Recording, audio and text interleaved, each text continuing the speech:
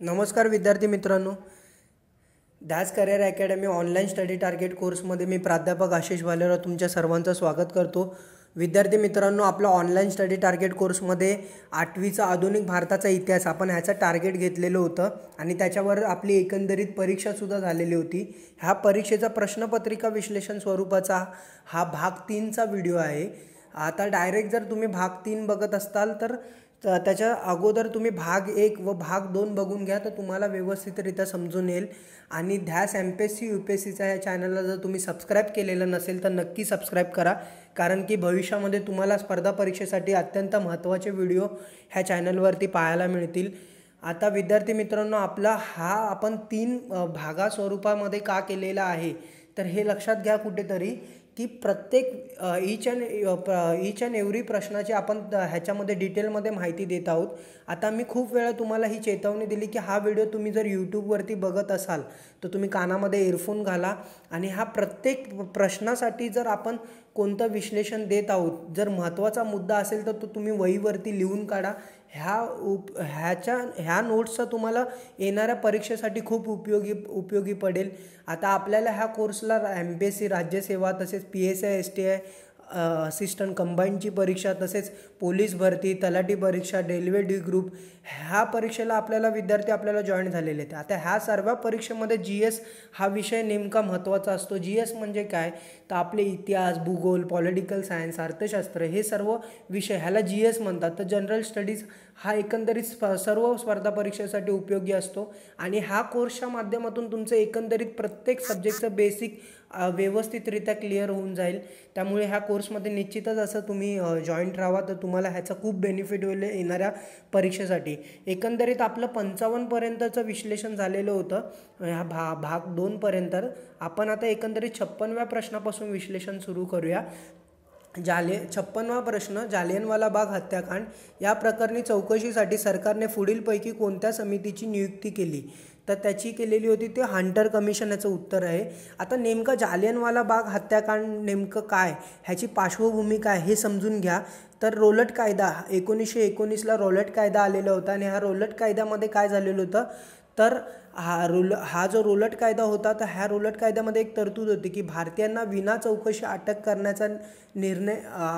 करण्याचा अधिकार हा ब्रिटिश सरकारला दिलेला होता आणि कुठेतरी भारतीयांना ह्याच कायद्याविरुद्ध असंतोष निर्माण झालेला होता। त्यामुळे भारतामध्ये ठिकठिकाणी ह्या कायद्याविरुद्ध चळवळ चालू होती। तर ह्या कायद्याला कुठेतरी पंजाब प्रांतामध्ये अत्यंत प्रखर स्वरूप धारण केलेलं होतं। त्यामुळे गांधीजींना पंजाब प्रांतामध्ये बंदी घालण्यात आली होती आणि तसंच जनरल डायरने अमृतसरमध्ये सभाबंदीचा हुकूम जारी केलेला होता। तर जनरल डायरने अमृतसरमध्ये सभाबंदीचा हुकूम जारी केलेला होता आणि अमृतसरमध्ये ह्या कायद्याला विरोध करणारे प्रमुख नेते होते। त्यांच्यामध्ये डॉक्टर सत्यपाल, डॉक्टर सुफीउद्दीन किचलू ह्या प्रमुख नेत्यांना काय केलं तर त्यांनी अटक केलेलं होतं। मग ह्या घटनेचा निषेध म्हणून 13 एप्रिल 1900 रोजी जालियनवाला बागेत बैसाखी सणाच्या निमित्ताने सभा आयोजित केली होती। आता रेल्वे डी ग्रुपला एक प्रश्न असा डायरेक्ट विचारला होता की जालियनवाला बाग हत्याकांड हे कोणत्या सणाच्या दिवशी झालेलं होतं तर तो सण लक्षात आणून घ्या, बैसाखी सणाच्या निमित्ताने तिकडे सभा आयोजित केलेली होती आणि ह्या सभेवरती कुठेतरी जनरल डायरने गोळीबार करायचे आदेश दिलेले होते आणि त्यामध्ये अनेक लहान बालक, स्त्रिया, पुरुष ह्यांचं हत्या झालेली होती, ह्यांची हत्या केलेली होती। म्हणूनच ह्या हत्याकांडला जालियनवाला बाग हत्याकांड म्हणतात। आता ह्या हत्याकांड प्रकरणाच्या विरुद्ध चौकशी करण्यासाठी एक हंटर कमिशन बसलं। तर हंटर कमिशन म्हणजे काय हे समजून घ्या। तर हंटर कमिशन ह्याची स्थापना 1919 साली झाली। अत्यंत महत्त्वाचं आहे पुढचं वाक्य, विल्यम हंटर यांच्या अध्यक्षाखाली 7 सदस्यीय समिती होती। विल्यम हंटर यांच्या अध्यक्षाखाली किती 7 सदस्य समिती होती। राज्यसेवेला विचारला गेलेला प्रश्न आहे की हंटर कमिशनमध्ये एकूण किती भारतीय सदस्यांचा समावेश होता तर हंटर कमिशनमध्ये एकूण 3 भारतीयांचा समावेश होता। त्यांची नावं लक्षात घ्या। एक म्हणजे काय, चिमणीलाल सेतलवाड, सर चिमणीलाल सेतलवाड। 2 पंडित जगत नारायण। 3 सरदार सुलतान अहमद खान। 3 भारतीयांचा ह्या समावेश होता। परत एकदा रिपीट करतो, लिहून घ्या, महत्त्वाचं आहे। 3 भारतीय कोण तर सर चिमणीलाल सेतलवाड, पंडित जगत नारायण, तीन सरदार सुलतान अहमद खान, ह्या 3 भारतीयांचा समावेश हंटर कमिशनमध्ये होता. 57व्या प्रश्नाकडे येतो, होम रूल चळवळ यातील अचूक विधाने कोणती. आता अचूक विधाने कोणती हा प्रश्न पोलीस भरतीच्या विद्यार्थ्यांना थोडा चढ जातो, कारण पोलीस भरतीला अशा स्वरूपाचे प्रश्न नसतात. हे लक्षात आणून घ्या की इकडे अचूक विचारलं. अचूक म्हणजे काय रे, तर घाबरायचा काही प्रश्न नसतो. अचूक म्हणजे काय की असे विधानं पाहिजे जे बरोबर आहेत. असे विधानं आपल्याला काय करायचे असतात, ओळखायचे असतात. मग आपल्याला दिलंय 1914च्या युरोपातील पहिले महायुद्ध सुरू झाले, त्याची झळ भारताला लागली म्हणून भारतात होम रूल चळवळ सुरू झाली. अत्यंत बरोबर विधान आहे. 1914ला युरोपात पहिलं महायुद्ध सुरू झालेलं आणि त्याची झळ भारताला सुद्धा लागलेली होती म्हणून भारतात होम रूल चळवळ सुरू झालेली होती.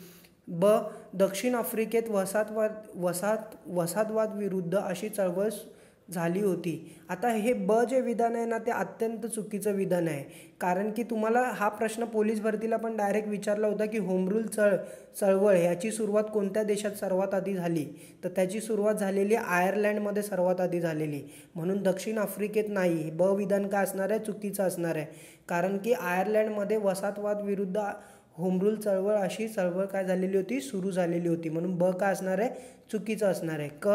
भारतात डॉक्टर ॲनी बेझंट व लोकमान्य टिळक यांनी होम रूल चळवळ सुरू केलेली होती. अत्यंत बरोबर विधान आहे. भारतामध्ये डॉक्टर ॲनी बेझंट व लोकमान्य टिळक यांनी होम रूल चळवळ काय केलेली होती, सुरू केलेली होती.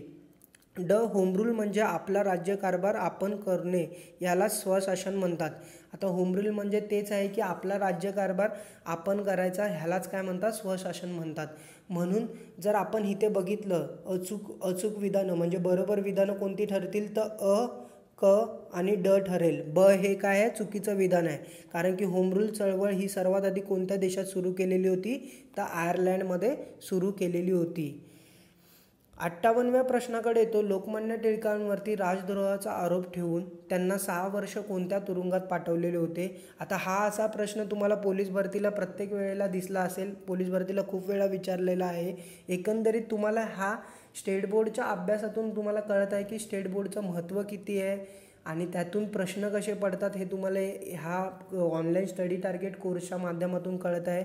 हा प्रश्न पोलीस भरतीला विचारला गेलेला आहे की लोकमान्य टिळकांवर राजद्रोहाचा आरोप ठेवून त्यांना 6 वर्ष कोणत्या तुरुंगात ठेवले, तर मांडला ह्या तुरुंगात त्यांना ठेवलेले होते. 59व्या प्रश्नाकडे येतो, राष्ट्रीय सभेत फूट ही कोणत्या अधिवेशनामध्ये पडली, तर ही फूट पडलेली ती सुरत अधिवेशनामध्ये पडलेली होती. आता एकंदरीत ह्याची जर तुम्ही पार्श्वभूमी पडली, फूट पडली म्हणजे काय झालं, तर राष्ट्रीय सभेत 2 गट तयार झालेले होते, एक म्हणजे जहाल गट आणि दुसरं म्हणजे मावळ गट. आता मावळ गट म्हणजे नेमकं काय हे समजून घ्या की ह्या मावळ गटामध्ये जे लोक होते त्यांचा इंग्रजी सत्तेवरती खूप विश्वास होता. त्यांना असं वाटत होतं की आपल्या भारतीयांच्या ज्या गरजा आहेत त्या आपण पत्रव्यवहाराच्या मार्फत जर इंग्रजी सत्तेला सांगितल्या तर ते आपल्या गरजा पूर्ण करतील, असं मावळ गटांचे विचार होते.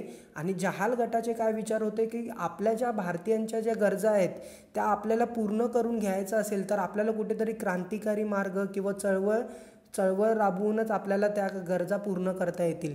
म्हणून जहाल गट हे अत्यंत शांत होते, तसेच जहाल गट हे अत्यंत चळवळी करणारे होते, क्रांतिकारी होते, तर मावळ गट हे अत्यंत शांत होते.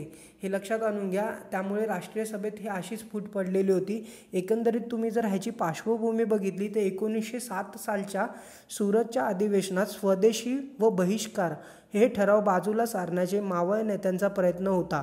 आता कोणता ठराव हा एकदम महत्त्वाचा आहे, लक्षात आणून घ्या की 1907 सालच्या सुरत अधिवेशनात स्वदेशी व बहिष्कार हे ठराव बाजूला सारण्याचा मावळ नेत्यांचा प्रयत्न होता व तो यशस्वी होऊ नये अशी जहाल गटाची खटपट होती.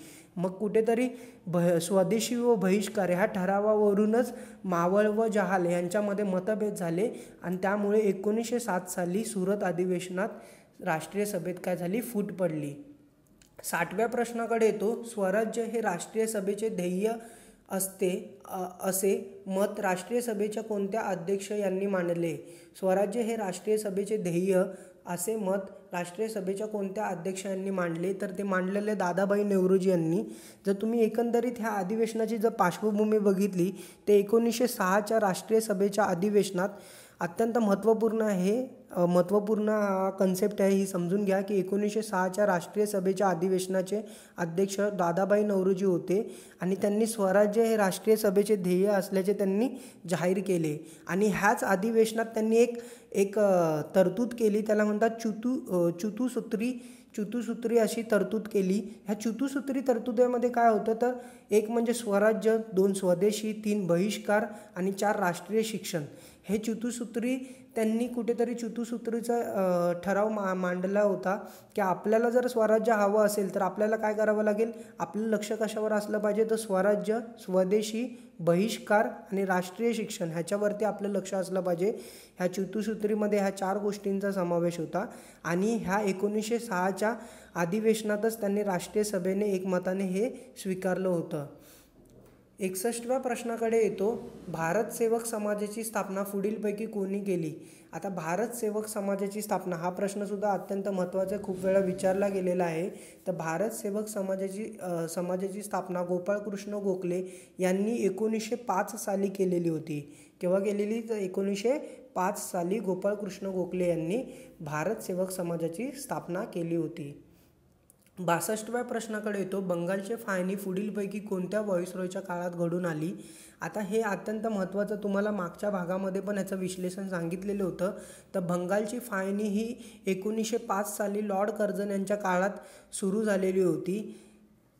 त्यामुळे ह्याचा आन्सर काय असणार आहे, लॉर्ड कर्झन. परंतु एकंदरीत जर तुम्हाला असा प्रश्न पडला की बंगालची फाळणी ही रद्द कधी झाली, तर ती 1911 साली लॉर्ड हार्डिंग यांच्या काळात काय झाली, रद्द झालेली होती. 63व्या प्रश्नाकडे येतो, गीता रहस्य हा ग्रंथ पुढीलपैकी कोणी लिहिला. आता लोकमान्य टिळकांना जेव्हा मांडलाच्या कारवासात टाकलं तेव्हा त्यांनी लोकांना कृतिशील बनवण्यावर लोकमान्य टिळकांचा काय होता, तर भर होता. आणि मग हाच कर्मयोग लोकांना सांगण्यासाठी त्यांनी मांडलाच्या कारावासात गीता रहस्य हा ग्रंथ लिहिला होता. अत्यंत महत्त्वाचा प्रश्न आहे, पोलीस भरतीला खूप वेळा विचारला आहे की गीता रहस्य हा ग्रंथ पुढीलपैकी कोणी लिहिला, तर तो लोकमान्य टिळकांनी लिहिला होता. 64व्या प्रश्नाकडे येतो, राष्ट्रीय सभेचे इंडियन नॅशनल काँग्रेस पहिल्या अधिवेशनाला देशाच्या निरनिराळ्या भागातून किती प्रतिनिधी हजर होते. आता राष्ट्रीय सभेची स्थापना जर तुम्ही एकंदरीत पार्श्वभूमी बघितली, राष्ट्रीय सभेची स्थापना ही 28 डिसेंबर 1885 रोजी झालेली होती. आता संस्थापक कोण, तर ॲलन ह्यूम हे संस्थापक होते. ते इंग्रजी अधिकारी होते. म्हणून राष्ट्रीय सभेची किंवा इंडियन नॅशनल काँग्रेसची स्थापना ही कोणती भारतीयांनी न करून त्या ॲलन ह्यूम ह्या ब्रिटिश अधिकाऱ्यांनी केलेली होती. तर ह्या पहिल्या अधिवेशनाला देशामधून 72 प्रतिनिधी हजर होते. आता मला तुम्ही कमेंटमध्ये, म्हणजे जर तुम्ही हा मन लावून व्हिडिओ ऐकत असताल किंवा मन लावून प्रत्येक गोष्ट ऐकत असताल, तर मला ते कसं समजून येईल, तर तुम्ही कमेंटमध्ये नक्की मला ह्याचं उत्तर सांगा की राष्ट्रीय सभेच्या पहिल्या अधिवेशनाचे अध्यक्ष कोण होते. तुम्ही कमेंटमध्ये मला नक्की याचं उत्तर सांगा. 65व्या प्रश्नाकडे येतो, एक देशव्यापी संघटना स्थापण्याच्या दिशेने भारतीयांनी टाकलेले पहिले पाऊल हे कोणत्या संघटनेमार्फत होते. एक देशव्यापी संघटना स्थापण्याच्या दिशेने भारतीयांनी टाकलेले हे पहिले पाऊल इंडियन असोसिएशन या संस्थेमार्फत होते. आता इंडियन असोसिएशन संस्थेची जर तुम्ही पार्श्वभूमी बघितली, तर बंगाल प्रांतातील इंडियन असोसिएशन ही संस्था अखिल भारतीय चळवळीचे केंद्र बनावे. अखिल भारतीय म्हणजे काय, की संपूर्ण भारतासाठी एक अशी संस्था असली पाहिजे, अशी सुरेंद्रनाथ बॅनर्जी यांची इच्छा होती. मग ह्या इंडियन असोसिएशननीच 1883 साली, आता हे खूप महत्त्वाचं आहे, ह्या इंडियन असोसिएशनने 1883 साली कोलकात्यात अखिल भारतीय परिषद भरवली होती आणि ह्याच्या निरनिराळ्या भागातून 100 प्रतिनिधी या अधिवेशनाला उपस्थित होते. आणि ही एक देशव्यापी संघटना स्थापण्याच्या दिशेने भारतीयांनी टाकलेले हे पहिले पाऊलच होते. ते म्हणजे कोणती, ते इंडियन असोसिएशन. 66व्या प्रश्नाकडे येतो, बंगालमध्ये द मोहमेडन बंगालमध्ये द मोहमेडन लिटररी सोसायटी या संस्थेची स्थापना कोणी केली? तर ती अब्दुल लतीफ यांनी केली. ह्याचा जो तुम्ही ह्याची पार्श्वभूमी बघितली किंवा ह्यातून अजून महत्त्वाचा कोणता क्वेश्चन येणार आहे जर तुम्ही ह्याचा अभ्यास केला तर अब्दुल लतीफ यांनी मुस्लिम समाजातील समाज सुधारणेला प्रारंभ केला आणि त्यांनी बंगालमध्ये द मोहमेडन लिटररी सोसायटी या संस्थेची स्थापना केलेली होती. आता ह्याच्यामध्ये एक महत्त्वाचा क्वेश्चन विचारला गेलेला होता कंबाईनच्या परीक्षेला, तर तो म्हणजे काय की sir Mohammedan Anglo oriental college याची स्थापना कोणी केलेली होती? तो मोहमेडन ॲग्लो ओरिएंटल कॉलेजची स्थापना सर सय्यद अहमद खान यांनी केलेली होती. आणि ह्या मोहमेडन ॲग्लो ओरिएंटल कॉलेजलाच पुढे अलीगढ मुस्लिम विद्यापीठात त्याचे काय झालेले होते? रूपांतर झालेले होते. मी परत एकदा रिपीट करतो, लक्षपूर्वक ऐका. सर सय्यद अहमद खान यांनी मोहमेडन ॲग्लो ओरिएंटल कॉलेजची स्थापना केली. याचेच रूपांतर पुढे अलीगढ मुस्लिम विद्यापीठात त्याचे काय झाले होते? रूपांतर झाले होते. 67व्या प्रश्नाकडे येतो. मुंबई येथे देवीदासी प्रथेविरुद्ध परिषद पुढीलपैकी कोणी भरवली? आता ही देवीदासी प्रथेविरुद्ध परिषद जी मुंबई येथे भरवलेली ती विठ्ठल रामजी शिंदे यांनी भरवलेली. त्यांचं स्त्रियाविषयी कार्यामध्ये ही देवीदासी प्रथा येते आणि त्याची परिषद ही मुंबई येथे विठ्ठल रामजी शिंदे यांनी भरवलेली होती. आता ह्याच्यामध्ये अत्यंत महत्त्वाचा प्रश्न विचारतात ते म्हणजे मुंबई इथे देवीदासी प्रथेविरोधी परिषद विठ्ठल रामजी शिंदे, परंतु दक्षिण भारतातील देवीदासी प्रथेविरुद्ध परिषद कोणी भरवली? तर ती भरवली होती पोरियर रामस्वामी नायकर यांनी भरवली होती. म्हणून लक्षात आणून घ्या, जर मुंबई विचारलं तर त्याचं उत्तर काय देणार आपण? विठ्ठल रामजी शिंदे. आणि जर दक्षिण भारतातलं विचारलं तर पोरियर रामस्वामी नायकर. 68व्या प्रश्नाकडे येतो. स्त्री पुरुष तुलना हा ग्रंथ कोणी लिहिला? तर हा ग्रंथ ताराबाई शिंदे यांनी लिहिलेला होता. आता हा प्रश्नसुद्धा आपल्याला कंबाईनच्या प्रश्नपत्रिकेमध्ये बघायला येईल की स्त्री पुरुष तुलना हा 1882चा ग्रंथ कोणी लिहिला? तर ताराबाई शिंदे यांनी लिहिलेला होता. आता हा ताराबाई शिंदे यांनी कोणाला प्रेरित होऊन किंवा कोणाच्या मदतीने लिहिलेला होता? तो महात्मा फुले यांच्या मदतीने त्यांनी लिहिलेला होता. आता महात्मा फुले यांचं स्त्रियांविषयी काय कार्य होतं? तर महात्मा फुले यांचं स्त्री शिक्षण, केशवपानाची चाल बंद व्हावी म्हणून त्यांनी मुंबईमध्ये नाभिकांचा संप घडवून आणला. तसंच स्त्रियांना दुय्यम लेखणारे पुरुष मनोवृत्ती बदलण्याचा त्यांचा प्रयत्न होता. त्यामुळे ह्या गोष्टीला कुठेतरी प्रयत्नामुळेच बुलढाणा परिसरातल्या ह्या ताराबाई शिंदे यांनी स्त्री पुरुष तुलना हा ग्रंथ जहाल भाषेमध्ये लिहिलेला होता. 69व्या प्रश्नाकडे येतो. 1857च्या उठावापूर्वी इंग्रजांच्या लष्करातील हिंदी शिपायांनी कोणत्या छावणीतील लष्कराने प्रथम अधिकाऱ्यांच्या विरुद्ध लढा विशेष उग्र स्वरूपाचा लढला होता? 1857. आता 1857च्या पूर्वी अनेक उठाव झालेले आहेत. म्हणजे आता तुम्हाला हे प्रश्न विचारतात की 1857च्या पूर्वी कोणत्या समाजाने किंवा कोणत्या जमातीने कोणत्या ठिकाणी उठाव केलेला होता? तर ते सुद्धा प्रश्न विचारतात. जमातीचा उठावसुद्धा प्रश्न विचारतात आणि हा प्रश्नसुद्धा विचारतात की काही हिंदी शिपायांनी सुद्धा 1857च्या पूर्वी उठाव केलेले होते. त्यामध्ये जर तुम्ही त्याची पार्श्वभूमी बघितली तर 1857 पूर्वी सैनिकांनी उठाव केला. त्याच्यामध्ये 1806 साली वेल्लोर येथे, तसेच 1824 साली बरकपूर येथे ह्या उठाव झालेले होते. म्हणून 1857 पूर्वी जर लष्करातील हिंदी शिपाईने कुठे उठाव केला तर तो वेल्लोरला 1806 साली आणि 1824 साली कुठे केला तर बराकपूर येथे केलेला होता. 70व्या प्रश्नाकडे येतो.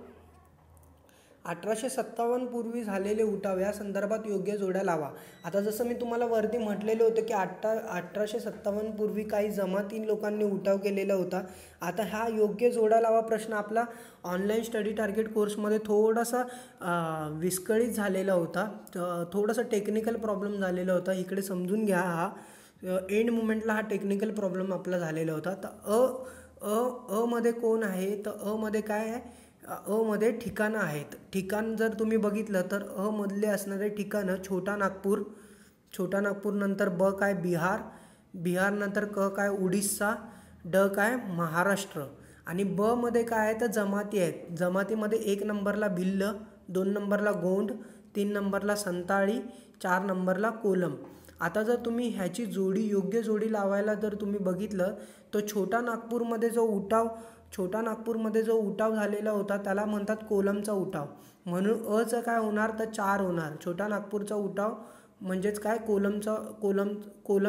कोलम जमातीने काय केलेला उठाव केलेला होता, म्हणजे अचं काय 4.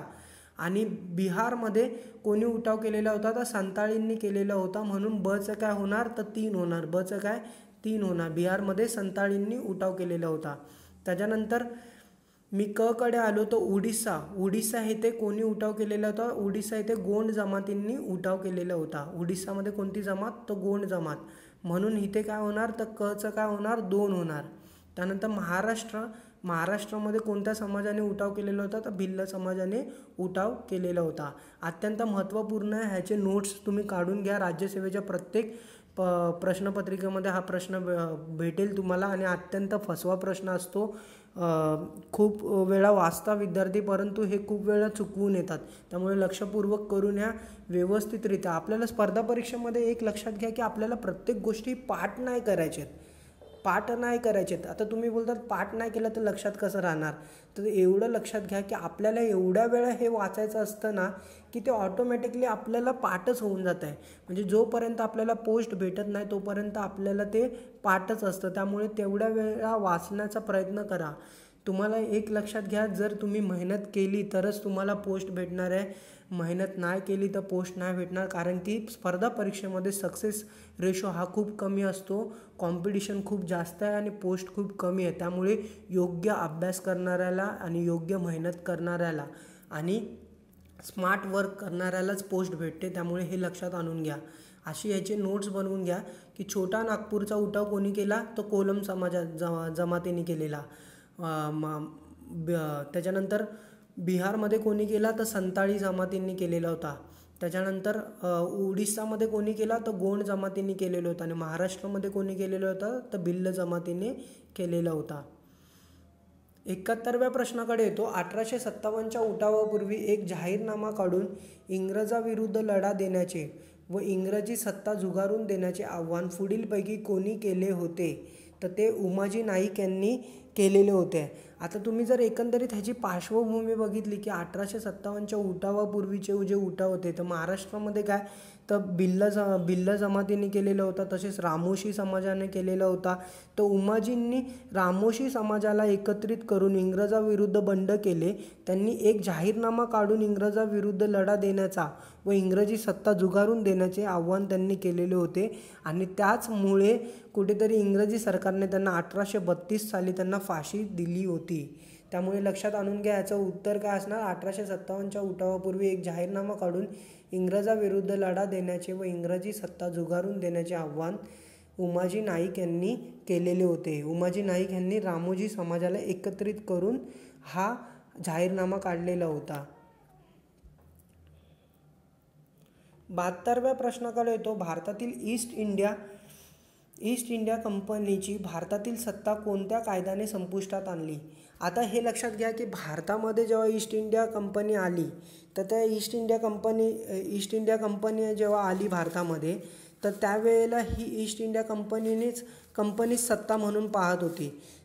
कंपनीची सत्ता म्हणूनच ही ईस्ट इंडिया कंपनी पाहत होती. आणि 1857ला काही उठाव झाला. तर हा 1857ला झालेल्या उठावानेच भारतातील ईस्ट इंडिया कंपनीची सत्ता ही काय झाली संपुष्टात आलेली होती. आता जर तुम्ही बघितलं तर भारतात ईस्ट इंडिया कंपनीची स्थापना केव्हा झाली असं म्हटलं तर 16 डिसेंबर रोजी इंग्लंडची राणी एलिझाबेथ यांनी काय दिली सनद देऊन 1600 साली काय केली ब्रिटिश ईस्ट इंडिया कंपनीची स्थापना केलेली होती. मग 1600 सालापासून ते 1857पर्यंत भारतामध्ये कोण सत्ता पाहत होतं तर भारतातील ईस्ट इंडिया कंपनीची सत्ता पाहत होती. परंतु 1857चा जेव्हा उठाव झाला त्यावेळेला कुठेतरी इंग्रजी पार्लमेंटला ब्रिटिश पार्लमेंटला जाणवलं की भारतावरती जर आपल्याला राज्य करायचं असेल आणि भारतामध्ये असणारी संपत्ती ही इंग्लंडपर्यंत घेऊन यायची असेल तर कुठेतरी ईस्ट इंडिया कंपनीची सत्ता ही काढून घेतली पाहिजे. म्हणून 1858च्या कायद्याने 1857च्या उठावानंतर लगेच 1858च्या कायद्याने काय झालं तर भारतातील ईस्ट इंडिया कंपनीची सत्ता ही संपुष्टात आणली होती. 73व्या प्रश्नाकडे येतो. अत्यंत महत्त्वाचा प्रश्न आहे हा PSI STI असिस्टंटला. दुहेरी शासन व्यवस्था. दुहेरी शासन व्यवस्था जर कोणी लावली तर ती लावली 1765ला रॉबर्ट क्लाईव्हने. म्हणजे चं काय होणार तर 4 होणार. दुहेरी शासन व्यवस्था 1765 रॉबर्ट क्लाईव्ह. तैनाती फौज. फौज ही 1798ला लॉर्ड वेलस्ली यांनी लावलेली होती. म्हणून चं काय होणार तर 3 होणार. तैनाती फौज 1798 लॉर्ड वेलस्ली. त्याच्यानंतर सतीबंदी कायदा. तर सतीबंदी कायदा हा 1829ला लॉर्ड बेंटिंग यांनी पारित केलेला होता. म्हणून चं काय होणार तर 2 होणार. त्याच्यानंतर विधवा पुनर्विवाह कायदा हा 1856ला लॉर्ड डलहौसीने हा कायदा पारित केलेला होता. म्हणून चं काय होणार 1 होणार.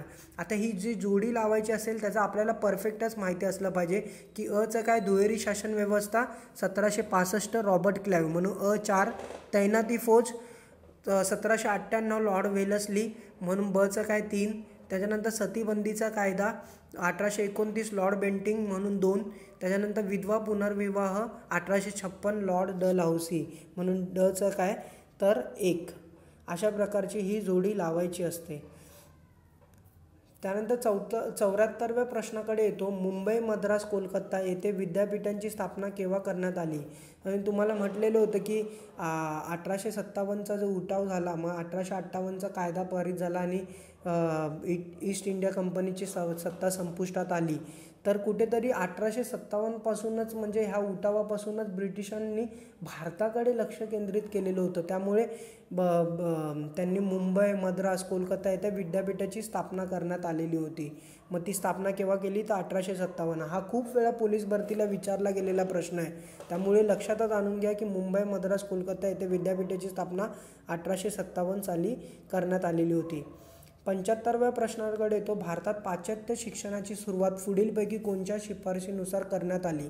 आता तुम्ही हा पाश्चात्य शिक्षणाचा इतिहास जर तुम्ही बघितला तर हा थोडासा खूप मोठा इतिहास होईल, परंतु एक शॉर्टमध्ये तुम्हाला समजावण्याचा प्रयत्न करतो. तर पाश्चात्य शिक्षणाची सुरुवात पुढीलपैकी कोणाच्या शिफारशीने झाली तर लॉर्ड मेकॉले यांच्या शिफारशीने झालेली होती. आता मेन एक गोष्ट समजून घ्यायची, पार्श्वभूमी समजून घ्या. 1813ला चार्टर ॲक्ट आलेला होता आणि ह्या चार्टर ॲक्टमध्ये ईस्ट इंडिया कंपनीवर भारतीयांच्या शिक्षणासाठी दरवर्षी 1 लाख रुपये खर्च करण्याचे बंधन टाकलेले होते. आणि मग बंधन टाकल्यामुळेच 1823मध्ये एक सार्वजनिक शिक्षणावरील साधारण समिती स्थापन करण्यात आलेली होती व ह्या समितीमार्फत 1 लाख रुपये प्राच्यवादी शिक्षणावर खर्च केले जात होते. मग 1823ला जी एक समिती स्थापन झालेली होती ती म्हणजे कोणती तर सार्वजनिक शिक्षणावरील साधारण समिती. आणि ह्या समितीमार्फत हे 1 लाख रुपये प्राच्यवादी शिक्षणावर खर्च करत होते. आता 2 शिक्षण पद्धती समजून घेणं खूप महत्त्वाचं आहे. ते म्हणजे प्राच्यवादी आणि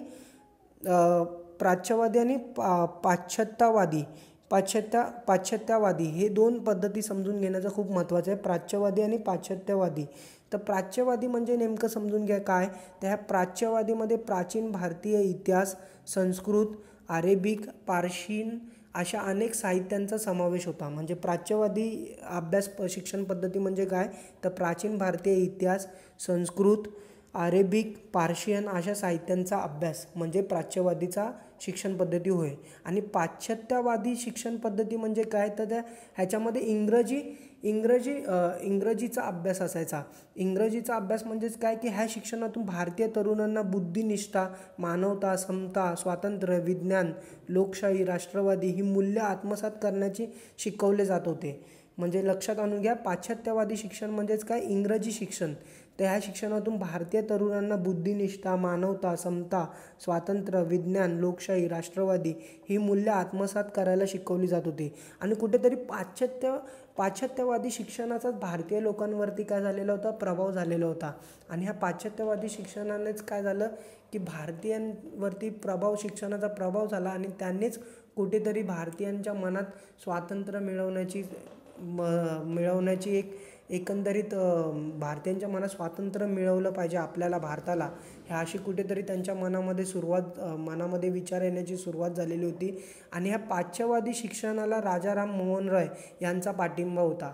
आता पाश्चात्यवादी शिक्षणाला राजाराम मोहन रॉय यांनी का पाठिंबा दिला, तर त्याच्यामध्ये एक महत्त्वाचा त्यांचा संदेश होता भारतीयांसाठी की तुम्ही जर इंग्रजी सत्तेचा जर तुम्ही अभ्यास केला, इंग्रजी सत्ता काय आहे, त्यांनी कसं इतरांवरती राज्य केलेलं आहे, जर तुम्ही ह्याचा अभ्यास केला तर भारतामध्ये आपल्याला लोकशाही मिळवण्यामध्ये किंवा भारतामध्ये स्वराज्य स्थापन करण्यामध्ये आपल्याला खूप मदत होईल.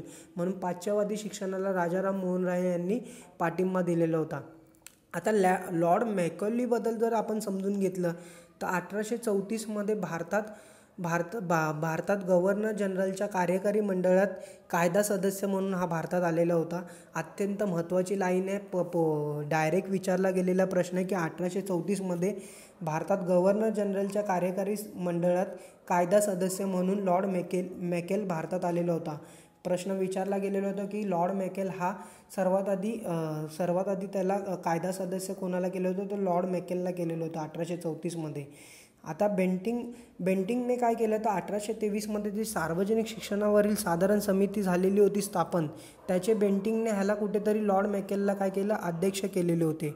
आणि मग त्यानेच, आता ही लाईन खूप महत्त्वाची आहे पुढची, त्यानेच 2 फेब्रुवारी 1835 रोजी लिहिलेल्या शैक्षणिक धोरणावरील इतिवृत्त त्यांनी प्रकाशित केलेलं होतं. तर हे नेमकं डायरेक्ट विचारला गेलेला प्रश्न आहे की शैक्षणिक धोरणावरील इतिवृत्त कोणी प्रकाशित केलं, तर ते लॉर्ड मॅकेलने केलेलं होतं. ह्या इतिवृत्तीमध्ये काय तरतूद केलेली होती ही समजून घ्या. ह्यामध्ये त्यांनी इंग्रजी शिक्षणाचा पुरस्कार केलेला होता व भारतीय शिक्षण व साहित्याप्रती प्रचंड तिरस्कार दर्शवलेला होता. त्यांनी ह्याच्यामध्ये काय म्हटलेलं होतं, एक लाईन म्हटलेली होती, अत्यंत महत्त्वाची लाईन आहे ही ब्रिटिश शिक्षण पद्धतीसाठी. तर त्यांनी ह्याच्यामध्ये म्हटलेलं होतं, एका चांगल्या युरोपीय लायब्ररीतील एका कपाटाचे मूल्य भारतीय व अरेबियातील संपूर्ण देशी साहित्य इतके आहेत.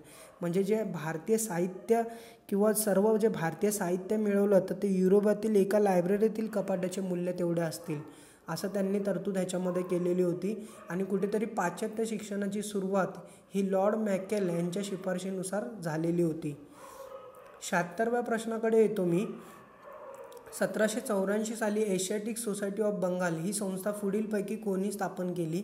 अत्यंत महत्त्वाचा प्रश्न आहे, डायरेक्ट विचारला गेलेला प्रश्न आहे पोलीस भरतीला सुद्धा, की 1784 साली एशियाटिक सोसायटी ऑफ बंगाल ही संस्था पुढीलपैकी कोणी स्थापन केली, तर ती विल्यम जोन्स यांनी स्थापन केलेली होती.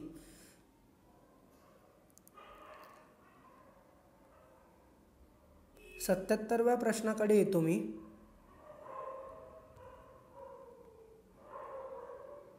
77व्या प्रश्नाकडे येतो. तर हे जोड्या लावा आपलं अत्यंत ह्या स्पर्धा परीक्षेमधलं आपलं हे जोड्या लावा अत्यंत बोलतात ना सर्क्युलेट झालेलं होतं, त्यामुळे जोड्या लावा तुम्हाला ह्या परीक्षेमध्ये समजून नाही आलेलं होतं. त्यासाठी मी तुमच्याकडे क्षमा मागतो, कारण की हे जोड्या लावा एंड मुमेंटला आपला हा टेक्निकल प्रॉब्लेम झालेला होता. आता इथे जी जोड्या लावा होती 77व्या प्रश्नाची, तर तागाची पहिली गिरणी ही कुठे स्थापन झालेली होती, तर तागाची पहिली गिरणी ही कुठे स्थापन झाली, तर 1855मध्ये बंगालमध्ये स्थापन झालेली होती. मग तागाची पहिली गिरणी कुठे स्थापन झाली, तर बंगालमध्ये 1855 साली स्थापन झालेली होती. म्हणून अचं काय होणार, तर 4 होणार. पहिली कापड गिरणी कुठे स्थापन झालेली होती, तर ती मुंबईमध्ये स्थापन झालेली होती 1853 साली. पहिली कापड गिरणी मुंबईमध्ये 1853 साली. मग बचं काय होणार, तर 1 होणार. त्याच्यानंतर Tata iron and steel company म्हणजे पोलाद निर्मितीची कंपनी ही कुठे स्थापन झालेली होती, तर ती जमशेदपूर येथे स्थापन झालेली होती.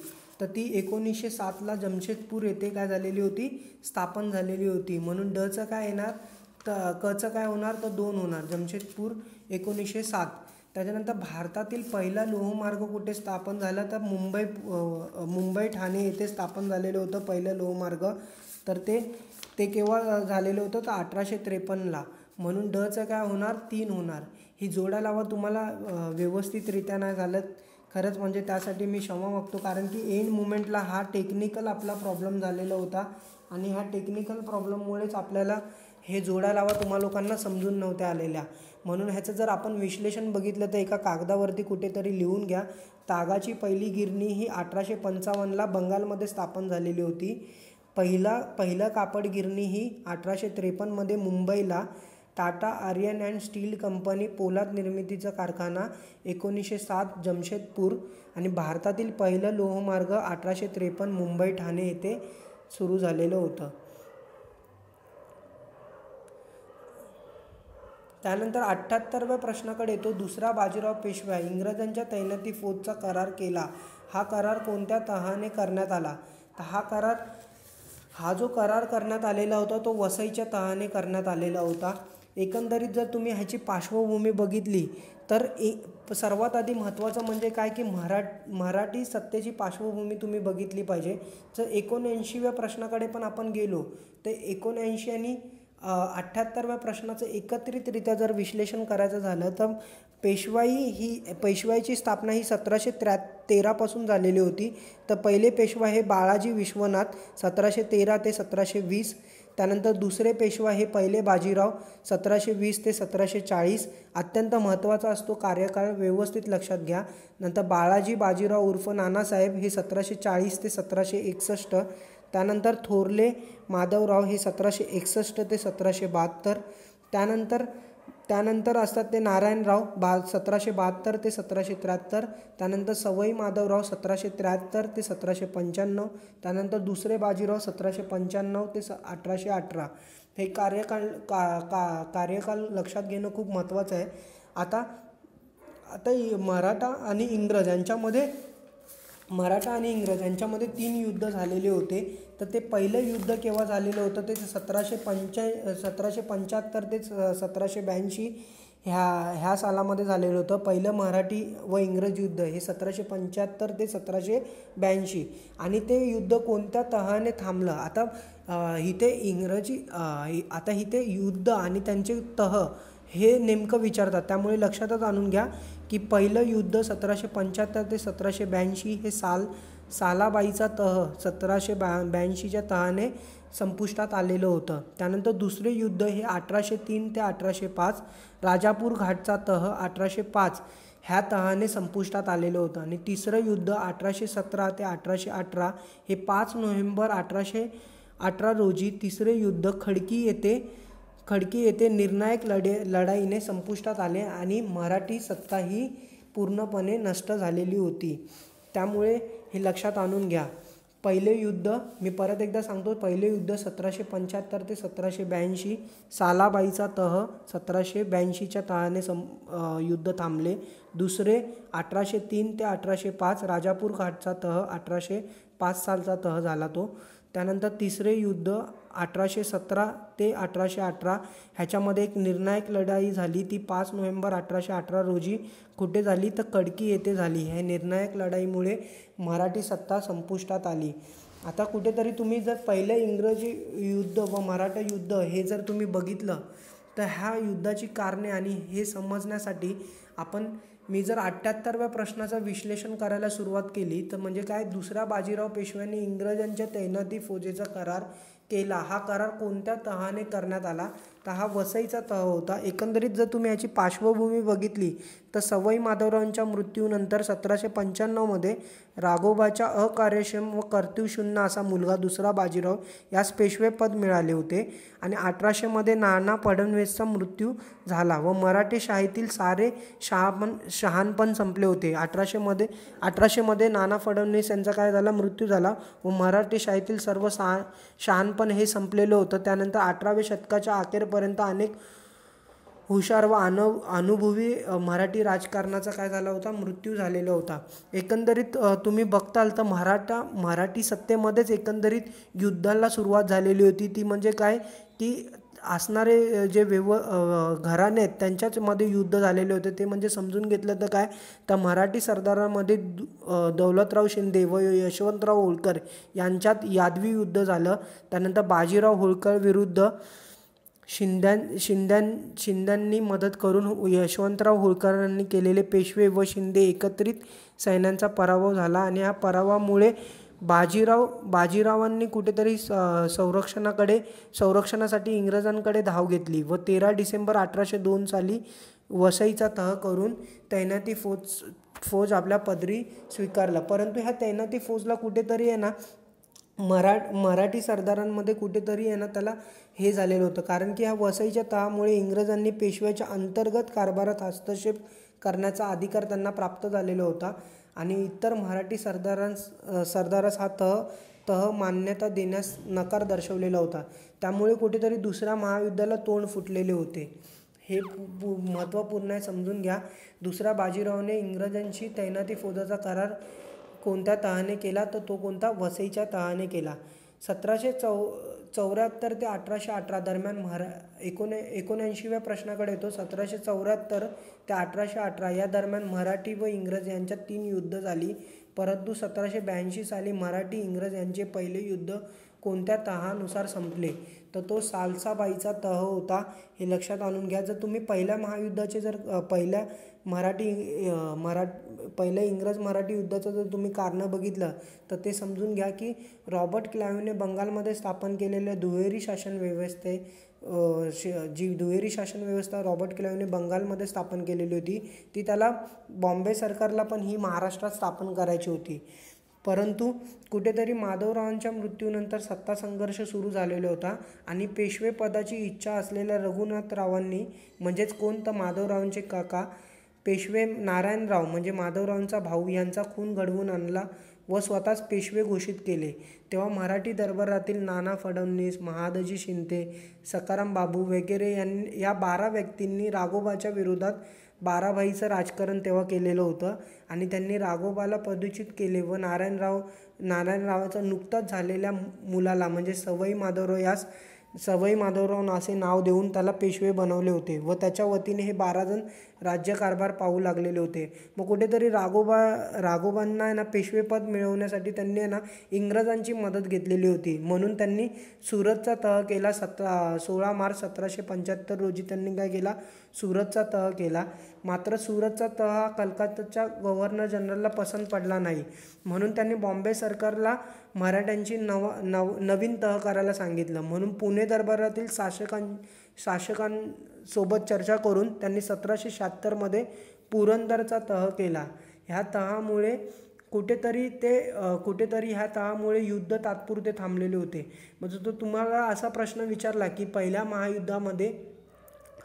महायुद्धामध्ये युद्ध कुठेतरी तात्पुरते थांबलेले होते, ते कोणत्या तहानुसार, तर 1776च्या पुरंदरच्या तहानुसार ते युद्ध तात्पुरते थांबलेले होते. परंतु त्यांनी काय केले, ह्या तहाद्वारे राघोबाला मराठ्यांच्या स्वाधीन करायचे ठरलेले होते.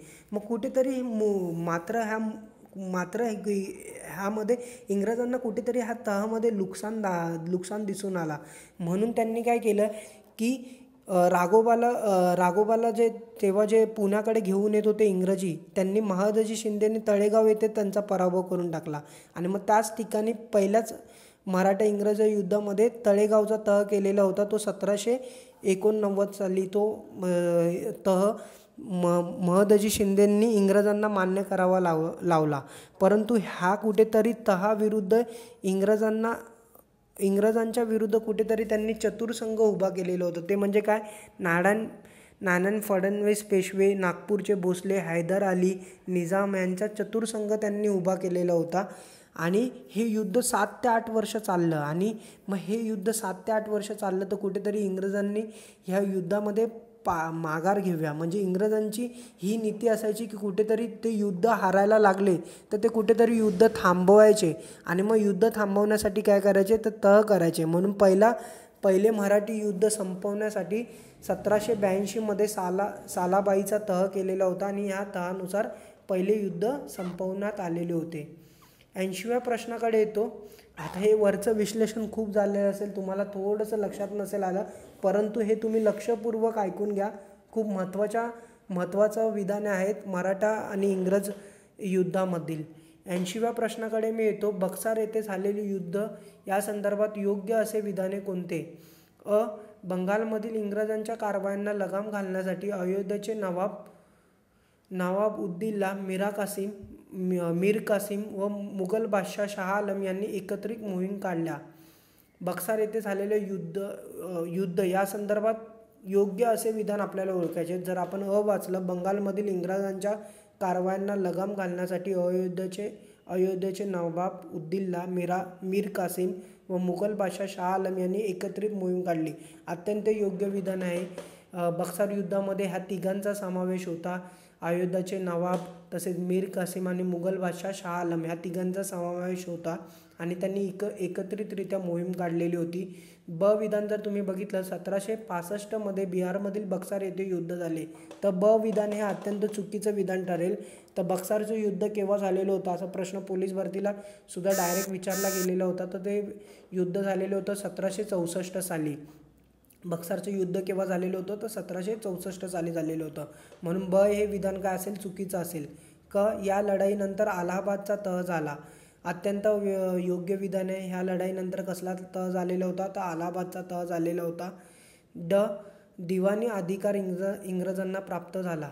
अत्यंत बरोबर विधान आहे. दिवाणी अधिकार इंग्रजांना प्राप्त झालेला होता आणि त्याच्याचमुळे ह्या दिवाणी अधिकारामुळेच 1765 रॉबर्ट क्लाइव्ह यांनी दुहेरी शासन व्यवस्था निर्माण केलेली होती.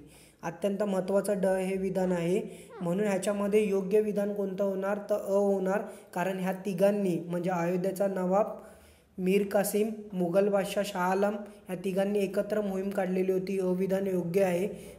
चुकीचं आहे कारण 1764 साली बक्सार युद्ध झालेलं होतं आणि या लढाईनंतर अलाहाबादचा तह झालेला होता. अत्यंत योग्य विधान आहे. दिवाणी अधिकार इंग्रजांना प्राप्त झालं. म्हणूनच 1765 रॉबर्ट क्लाइव्हनी काय केलं? तर दुहेरी शासन व्यवस्था सुरू केलेली होती. म्हणून हे योग्य विधान असेल. विद्यार्थी मित्रांनो, हे प्रत्येक प्रश्न तुम्हाला योग्यरित्या समजलेले असतील.